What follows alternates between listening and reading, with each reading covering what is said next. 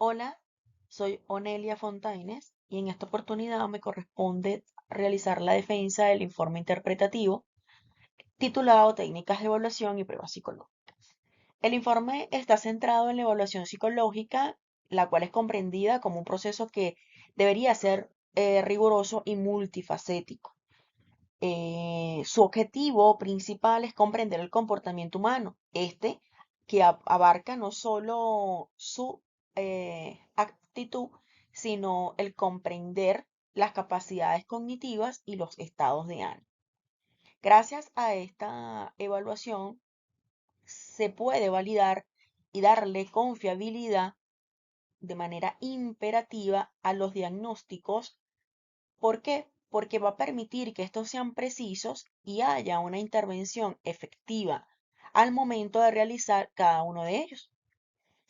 Dentro de ese proceso se han analizado, particularmente en este informe, dos pilares metodológicos que son fundamentales y que son considerados como las bases que van a permitir estructurar no solo nuestro conocimiento, sino que estructura ese proceso riguroso para comprender el comportamiento humano. Uno de ellos es la observación. Eh, la observación vista como una técnica de evaluación. Además de eso, debe ser vista más que como un proceso, debe ser vista como una herramienta primordial que permita registrar y analizar la conducta de los individuos en su contexto natural o en un contexto controlado. No nos estamos enfocando o no determinan los autores que debe ser únicamente a través de la mirada, sino que deben haber unas estrategias que no son deliberadas, pero que sí son sistemáticas para poder recopilar toda la información en un tiempo real. ¿Por qué la observación es importante como técnica de evaluación? Bueno, porque ella facilita la comprensión y da patrones de interacción y de comportamientos específicos. Es importante determinar que la observación no puede ser vista o considerada como una simple foco estratégico para únicamente determinar lo que ves. Debe ir más allá. ¿Por qué? Porque gracias a que no es vista como una mera interacción de visualización, tenemos los tipos de observación. La directa es donde el psicólogo infantil, por dar un ejemplo, observa el juego de un niño, es decir, coloca al niño a jugar y él empieza a observar cómo éste se va desenvolviendo, cuál es su actitud y cuál es su reacción ante a una posible reacción de la respuesta de cada una de estas estrategias. Hay una observación que también puede ser indirecta, que se puede realizar a través de análisis de videos o de reportes. ¿Se clasifica de manera sistemática la observación? Sí, porque esta debe ser planificada con categorías específicas o preestablecidas y no sistemáticas únicamente desde lo espontáneo. Entonces, el participante eh, se involucra con el observador y el observador se involucra con el participante. Y cuando no, el participante no se involucra, se coloca un margen para darle objetividad a esta observación. Entonces, para recapitular, hay una observación que es directa e indirecta y esta puede ser sistemática o asistemática porque dependiendo de cuál es la intención es la que se va a seleccionar. La segunda técnica o pilar metodológico es las pruebas psicológicas. Las pruebas psicológicas complementan a la observación. Estas son instrumentos estandarizados, diseñados para medir de forma objetiva características específicas de la psique humana. No se puede tomar a la ligera el hecho de presentar una prueba o el diseño de una prueba psicológica porque deben tener un norte cada una de ellas. Anastasi y Urbina, en 1998, define a las pruebas psicológicas como un procedimiento que es estandarizado para obtener una muestra de comportamiento y describirla como a partir de categorías o puntuaciones. Cerrando la cita, su rigor permite garantizar que la aplicación y la integración e interpretación sean consistentes y comparables. ¿Por qué deben ser consistentes y comparables? Porque ese rango de puntuación, según los ítems que se vayan elaborando, es lo que va a permitir en esa escala poder, de menor a mayor, de mayor a menor, establecer ciertos tipos de comportamientos eh, em, en cada uno de los individuos que se están al cual se le aplica la prueba. Se clasifican en varios tipos, incluyendo las pruebas de inteligencia y de actitudes, de personalidad, neuropsicológicas, de intereses y de valores. Cada una de ellas, repito, con un interés en particular, con un objeto de estudios que va a permitir al psicólogo llegar a una respuesta sistemática y confiable. Para su correcta aplicación, es crucial que el ambiente esté tranquilo y libre de distracciones, porque cualquier distracción, cualquier elemento en ese ambiente que permita distraer a su evaluador, lo que va a hacer es cambiar todo el resultado. Entonces, de allí se va a perder la confiabilidad. El observador, el evaluador, en este caso, el psicólogo, debe ser consciente de sus propios sesgos. Es decir, él debe adoptar una postura de investigador para asegurar una interpretación objetiva basada en la evidencia, tomando en consideración que las pruebas no son de manera deliberada, son conscientes, son claras, son sistemáticas, planificadas para un interés.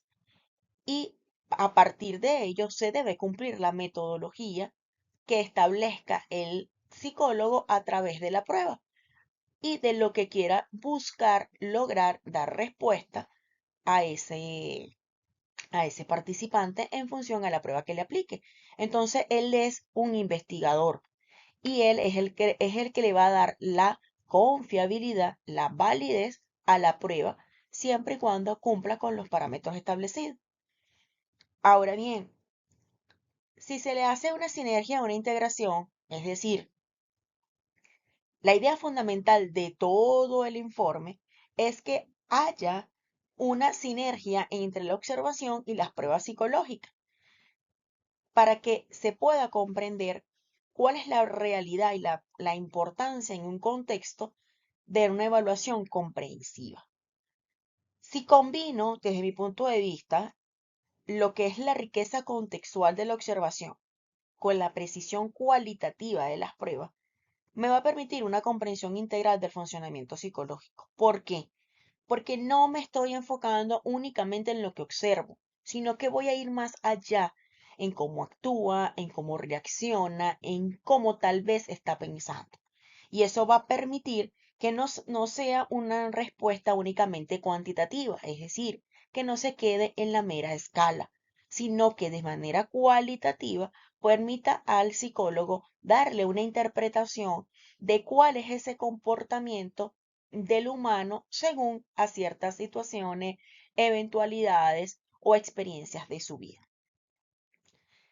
Desde esta postura como investigadora, la integración no solo me va a mejorar la precisión diagnóstica, y lo veo desde el momento en que me indican que la observación no es simplemente mirar, sino que me va a facilitar las intervenciones más específicas y adaptables a las necesidades individuales del paciente. Y esto me indican como investigadora y al momento de elaborar el informe que todos los individuos son diferentes y que aunque se aplique la misma prueba, no todos van a tener el mismo resultado y la interpretación, aunque sea del mismo punto cuantitativo, la cualitativa va a llevar a eh, a otros ítems que van a permitir darle la personalidad a la prueba. La combinación de la observación y de las pruebas psicológicas realmente hacen que la evaluación sea integral, sea holística, ya que complementan sus fortalezas y, bueno, pudiera decir que hacen un equilibrio entre sus debilidades y sus fortalezas y hacen unas estructuras a las normas estandarizadas. Cuando se hace sinergia, y cuando me refiero al término de sinergia, me enfoco directamente al hecho de poder complementar, que se alimenten ambas para dar un buen resultado. Va a permitir necesariamente que estas técnicas faciliten la comprensión integral que abarca tanto el aspecto cuantitativo como cualitativo de ese funcionamiento psicológico, recordando que la mente es un proceso complejo y estudiarlo no es nada sencillo. Mejorar la precisión tanto de la observación como de las pruebas diagnósticas o de las pruebas psicológicas hacen que desde el proceso inicial haya eficiencia en las intervenciones. La correcta aplicación de cada una de ellas y el análisis adecuado a estas técnicas requiere que nosotros, los futuros profesionales, estemos en un proceso de capacitación constante, que se respeten los principios éticos y metodológicos, que no sea que porque el colega lo aplica y le dio ese resultado, yo debo verlo desde ese punto de vista. Por lo tanto, debo considerar que el desarrollo y el bienestar de cada una de ellas va a permitir que se comprenda y se apoye al individuo desde el inicio hasta el final con validez, con confiabilidad y con objetividad en la evaluación, tanto en la observación como desde las pruebas psicológicas. El cuidado de los resultados es fundamental para que estos sean útiles y beneficien realmente a quienes se evalúan, no que sea un simple proceso, sino que trascienda a mejorar o a comprobar qué es lo que realmente presenta y contribuya, por supuesto, en el avance de la práctica psicológica basada en la evidencia.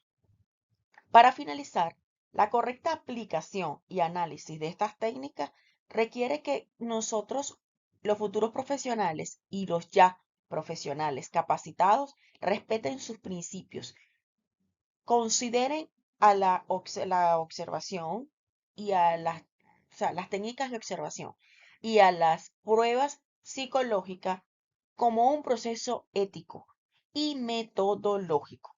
La evaluación psicológica no puede ser vista como un mero proceso para entrar en una consulta, sino para buscarle una solución, ir más allá de una simple medición. El buen comprender y apoyar a las personas es el desarrollo y el bienestar de un individuo. Espero que esta explicación detalle en gran medida lo establecido en el informe solicitado. Muchísimas gracias.